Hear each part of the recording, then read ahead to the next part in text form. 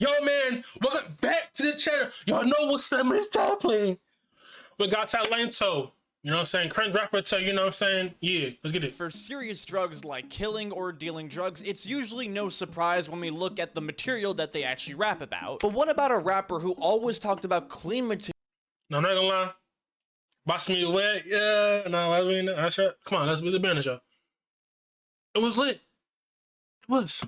And never really preached that lifestyle, yet became one of the biggest psychopaths in the music industry. Silentó was the definition of kid-friendly. He made the song Whippin' Nene that we all got sick of after the first listen. However, we all thought that he was still a pretty normal guy. Like, you can probably listen to the song for a couple, but the thing is once they keep on playing it and playing it and playing it, once they keep on playing it and playing it, yes, it does get annoying. The same thing when Drake came back in 2018 and drops God's Plan. That song was good for a little bit, and the shit just got outplayed to where the shit was just annoying as fuck to hear, you know what I'm saying? But then 10 years later, he was sentenced to 30 years in jail for shooting and killing his cousin. But the motive remains unclear. How did the guy that we all see as one of the most Disney-friendly rappers ever become one of the most brutal killers ever in the history of rap? Well, things start to add up when we look at his entire story. So let's cut the bullshit and get right into it. Born and raised in Atlanta, he came from an area that was flooded with poverty. From birth, he was found with multiple drugs in his system. After his dad was incarcerated, his mom raised him all by herself. During his childhood, his family members attempted to kill each other and were screaming at the walls. He claims that he was prescribed ADHD medication at a young age when he was never even actually diagnosed with ADHD. His family issues got so bad that at 14 he went to go live with his aunt. But things would only get worse because around this time he was sent to juvie. What exactly for is unknown, but he was definitely having issues that were only negatively fueled by a bad environment. But being in Atlanta would inspire an outlet for Silentó, music. Atlanta was becoming a really hot scene for all of the new superstars like Young Thug, Migos, Future, Lil Yachty, and more. Silentó wanted to hop on this wave, so Lil Yachty's from Atlanta? I did not know make his that. own music. He was inspired a lot by musicians like Usher and Chris Brown, who really swooned the ladies with their dance moves and their melodies. He also was inspired by musicians like Soulja Boy that made their songs go viral with dance trends. And that's when he got the brilliant idea for the song that we all know, Watch Me Whippin' Nene. He dropped the song independently on SoundCloud and would perform it at school events, roller rinks, and other places to try and promote it. But it didn't really blow up organically at first, it needed a boost. Now the network TuneCore would team up with the company Dance On and they would pay a ton of creators to dance to the song. And it worked like a charm. The song would peak at number 3 on the charts and would get 500 million views in just 6 months. To this day, it's the 105th most watched music video on YouTube. The track instantly was everywhere and was the hit summer song. All the kids were dancing to it, all the influencers were making their own videos for it, and all the celebrities were dancing to it on daytime TV. For a couple months, the song was literally inescapable.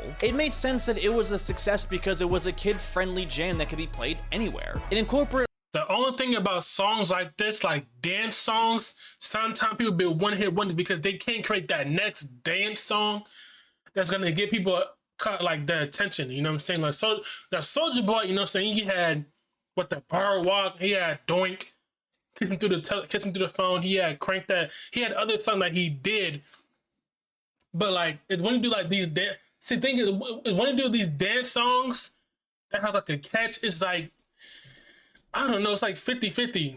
Now you had what's that nigga that did Hit the Quan, and then he did the other song. I forgot what the other song was called, but that was about 2 and it was done.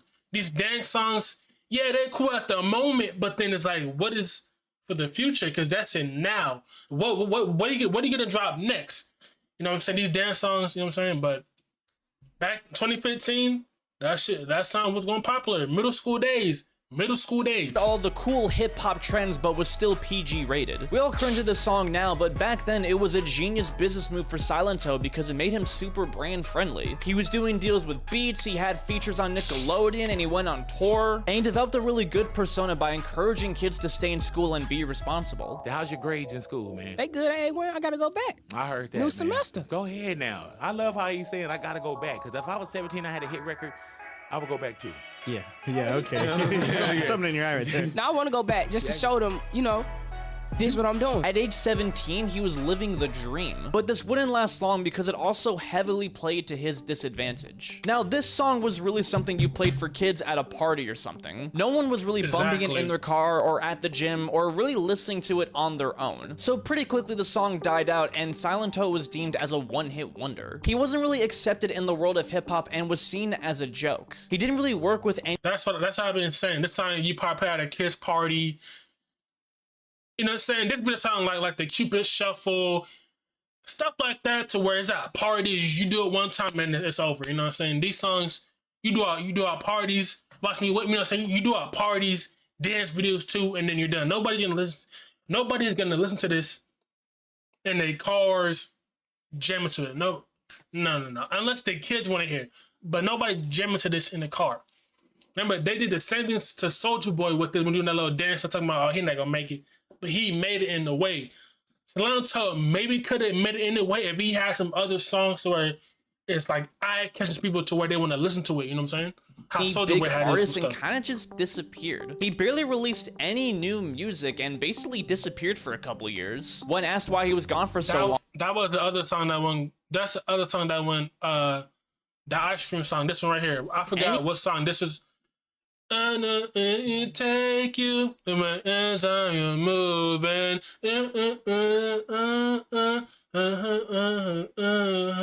Anybody move? That song right there. I forgot what the title name is. This song right here. It's the other popular song he had. New music and basically disappeared for a couple years. When asked why he was gone for so long, he was kind of vague. Okay, it's been 2 years now since your Watch Me single, which was huge, was released. You haven't released any music since then. Why not?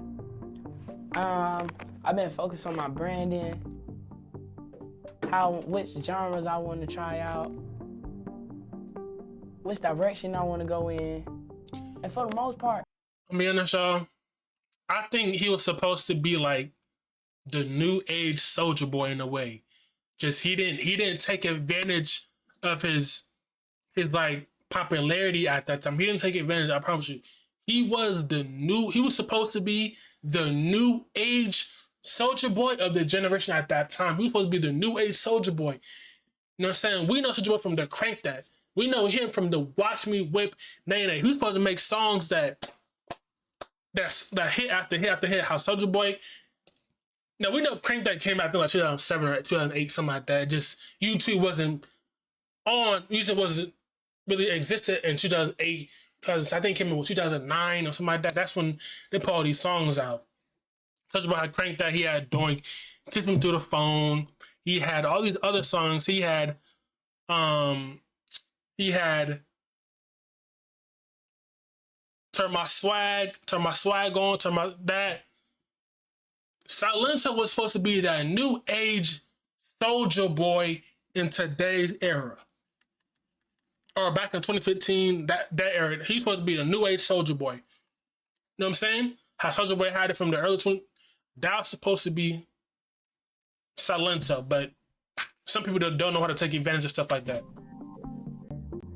All aspects that I can earn revenue from. He would try to make a comeback in 2018 with the song Watch Me Part 2, which was a part of his mixtape Fresh Outta High School. The single and the mixtape went completely unnoticed, and considering that you never heard of it until now, that completely proves my point. A critic would say that I heard of it. I heard of that. The project unintentionally feels like a slow descent into madness. And ironically, this would foreshadow his future. Behind the scenes, Silentó was struggling heavily with mental problems. Now, it's common for musicians who peaked very high and then had a very sudden crash in their career to suddenly get pretty depressed. This happened with musicians like Afro Man and Daniel Powter, who talked about the struggles of being a one-hit wonder. But with Silentó, there's a lot of factors. Now, growing up in such a rough environment like him, combined with getting a lot of success at a very young age with the pressures of fame, combined with not really getting any mental counseling whatsoever, is a recipe for failure. Now, in 2019, he would actually open up about his mental problems on the TV show The Doctors, which is a daytime TV show for medical advice. He talked about the pressures of fame, the trauma from his childhood, and how it's really difficult for people like him to speak up about mental issues. When I became famous, it was great, but after a while, it didn't last long. Depression doesn't leave you when you become famous. It is just true. adds more pressure. And while everybody's looking at you, they're also judging you. When I get depressed, I won't answer the phone. I won't text back. Because when I'm See, depressed, I'm not speaking to no one. I don't know if I can truly be happy. see, he not wrong. The thing is the same thing, but people think money brings you happiness. Money does not bring happiness. Now, does it pay the bills? Yes, but you can still be depressed and all this because money does not do that. It helps you what you need, but as a person, how you feel, it does not. The same thing if you date somebody, right, and you trust them so much, you have that trust, and they break it by cheating, and they think they can buy flowers or do this or buy your favorite food and say sorry, that's not gonna cut it because the trust is gone. Trust is gone. You know what I'm saying? Proof is gone. You know what I'm saying? I don't know if these demons will ever go. With this appearance, he hoped that people would also come forward with their own mental problems. Now, before the TV show appearance, he went under a legit psychological evaluation for 4 to 5 days. This was a really big step forward for him as he was making a very responsible decision. He was finally taking his mental health seriously and he was going to recover. However, after the TV show, he didn't do any of the follow-up sessions that he was supposed to do. On top of that, he didn't do any of the other TV appearances that he was scheduled to do. Not a single one. This signaled that his mental health was getting much, much worse because this was very out of character for him. So much so that in 2020, when the pandemic hit, Silentó attempted to take his own life. The exact reason why he chose to try and take his own life is unknown, but it was very obvious that he was not addressing his mental problems. And at some point, in some sort of way, Silentó snapped because he would then go on a streak of crime and psychopathic behavior. Now, on August 28th of 2020, Silentó was arrested for domestic violence. The details of this were pretty hidden, but he was let go the next day on bail. Why they let him go? No idea. Because the very next day, Silentó would enter a house with an axe. He was looking for his girlfriend and clearly was planning to do something very, very fucked up. However, he wasn't at his girlfriend's house. He was at a completely different house that was owned by a family with children. But that did not stop him. He went on a giant rampage and tried to hit 2 of the people. Thankfully, he didn't hurt anyone because one of the residents was able to disarm him before anything bad actually happened. Soon after, one of Silentó's friends told him that he was at the wrong house and they attempted to flee the scene. But the police caught them and arrested them. Silentó was charged with 2 counts of deadly assault with a weapon, which is really bad, but considering the fact that he was also still on bail from domestic violence literally the day before, this was really bad. But he was now possibly facing up to 6 years in jail on a $105,000 bail. He would pay the bail and was let go, but then failed to appear in court a week later, which you're really not supposed to do. And there was another warrant sent out for his arrest again, but the trouble just kept coming and he just kept getting more reckless. 1 month later, Silentó was arrested again for driving his BMW at 143 miles on an interstate that had a 65-mile-per-hour limit. When he got pulled over, he tried Telling you, bro, he was lost. He was lost. I understand when you're growing up and you grow up in an environment to where, you know what I'm saying, you know what I mean, and then you get that one hit song that gets you famous and you sell probably some endorsements and some money, and then you're going crashing down, you're saying depression, and then you go, you know what I'm saying, he was to argue with the cops that he did nothing wrong. He said that he's allowed to speed because I am not a regular person. But I'm trying to figure out why you doing 143. Because I get followed everywhere I go. But that gives you no right to be doing 143. If it's like 10 cars following me, I can't do 143 because I'm not a regular person. Silentó was arrested and charged with speeding, reckless driving, driving on roadways laned for traffic, and parking in a prohibited space. Yet somehow he was let go on bail again. And this all happened within 2 fucking months. He seemed to feel invincible because in a way he kind of was invincible. He committed domestic violence, tried to kill someone with an axe, and drove on the highway like as if he was working for NASCAR and basically got away with all of that. But then he committed a crime that he could not get away with. On January 21st, 2021, a bunch of neighbors in Pantherville, Georgia, which is only 7 miles away from Atlanta, heard a ton of gunshots at 3:30 a.m. When they went to go look, they saw Frederick Roots, a man who lived in the area, was shot on the street. He was lying in the ground with 8 gunshot wounds in his body. He was found dead right at the scene at 34 years old. Police were able to obtain security footage where they saw a white BMW fleeing the scene very very soon after the gunshots. A witness told officers that the last time they saw Frederick, he was with Silentó, who drove that exact same white BMW, because Frederick was Silentó's cousin. And soon enough, it didn't take Sherlock to solve this one. Silentó was arrested and put into custody. 10 days after his arrest, he would admit to investigators that he shot Frederick. When this happened, it made news. Damn. He was, you know what I'm saying? He was damned to since 30 years, but he was damned from the start, bro. From when he grew up, he was damned from the start. Just all that, like, man, everywhere. Man, Silentó's publicists desperately tried to de-escalate the situation by bringing sympathy to his mental issues. Over the past several years, Ricky has been suffering immensely from a series of mental health issues, but we ask in the meantime the public to uplift him and his family in immediate prayer and positive energy. Ricky is a beautiful soul, and we hope that the same people who came up whipping and naying with him continue to support him and lift it in prayer. I think you can see why this didn't do jack shit for the case. He was charged with murder and was looking at some pretty serious jail time. This time he had no shot at bail, with his own grandparents requesting the judge to not let him out on bail. The judge also pointed out that he wasn't taking any of his prescribed medications that was assumed for his mental health. Silentó was facing life in prison or possibly even the death penalty for his crimes. However, 4 years later, he did take a plea deal where he pleaded guilty to voluntary manslaughter, aggravated assault, possessing a firearm while committing a crime. 27 years old. Damn. 10 years ago, he was what? 17, 16? Damn. It's 2015.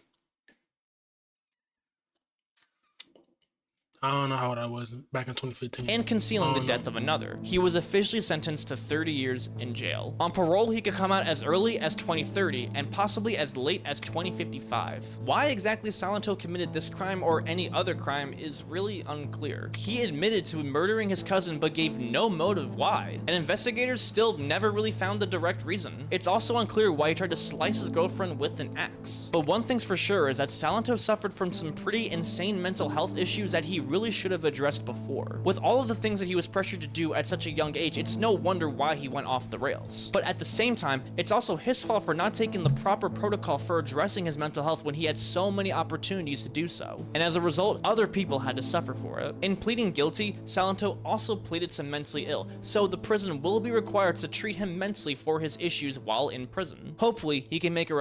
Anyways, man, y'all know what you think down below, man. Like I said, man, he was supposed to be the new wave soldier boy, but yeah, see what happens. So yeah, man, y'all let me know what you think down below, man. I'll see you until next one, man. We out.